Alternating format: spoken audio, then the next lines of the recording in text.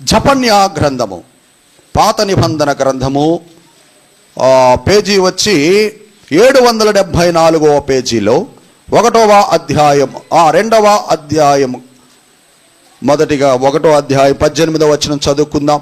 చదవండి.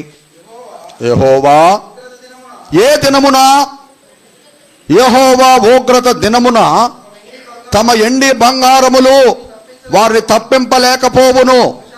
రోషాగ్ని చేత భూమి అంతయు దహింపబడును. హఠాత్తుగా ఆయన భూనివాసులందరినీ సర్వనాశనము చేయబోచున్నాడు. ఈ మాట అనగానే కోపం రగిలిపోద్ది అన్యులకి. ఏంది? అంత్య దినములో యెహోవా ఉగ్రత దినం వస్తుందా? ఆ ఉగ్రత దినమున ఆయన రోషాగ్ని భూమి అంతయా దహింపబడుతుందా?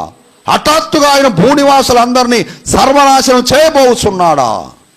ఏంటి మాటలు? దేవుడేంటి మనుషుల్ని సర్వనాశనం చేయటం ఏంటి అనేటువంటి ఆలోచనలు ప్రతి ఒక్కరికి రాకపోలేదు. ప్రియా దేవుని బిడ్డలారా, గమనించండి. మన రాష్ట్రంలో ప్రభుత్వం ఉన్నది. ఈ ప్రభుత్వము ఒక చట్టాన్ని ఏర్పరిచింది. ఒక చట్ట ప్రకారముగా ఈ ఆంధ్రప్రదేశ్ పౌరులు లేదా ఈ భారత రాజ్య పౌరులందరూ కూడా వాళ్ళు దాన్ని పాటించాలి, దాన్ని గైకొనాలి. ఫర్ ఎగ్జాంపుల్గా చెబుతున్నాను. రే, నరహత్య చేస్తే నీకు ఉరి శిక్షరా అన్నారనుకోండి, ప్రభుత్వం మాట వినకుండా వాడు వెళ్ళి నరహత్య చేస్తే ఉరి శిక్ష పడిద్దంటారు, పడదంటారు? చెప్పండి. దేవుడు లేఖనాల ద్వారా ఇదిగో నీవు ఇది నడవచ్చును, ఇదిగో దేవుని కార్యాలు ఇలా చేస్తే నీకు ఆశీర్వాదం, ఇదిగో నీవు ఇది నడవకూడదు, ఇది చేస్తే నీకు శిక్ష వస్తుంది, శిక్ష వస్తుందని హెచ్చరిస్తున్నాడు. ఆయనను పదే పదే అదే చేయుట ద్వారా, పదే పదే పాపము చేయుట ద్వారా దేవుడు నిన్ను శిక్షిస్తాడా, శిక్షించడా?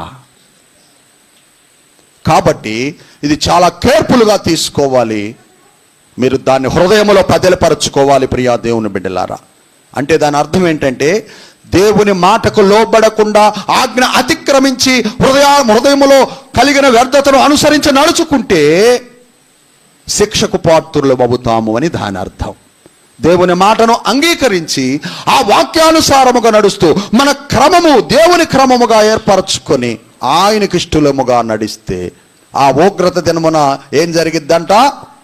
రక్షింపబడుదుము అని వ్రాయబడింది. దేవునికే మహిమ కలుగునుగాక. హల్లెలూయా, హల్లెలూయా.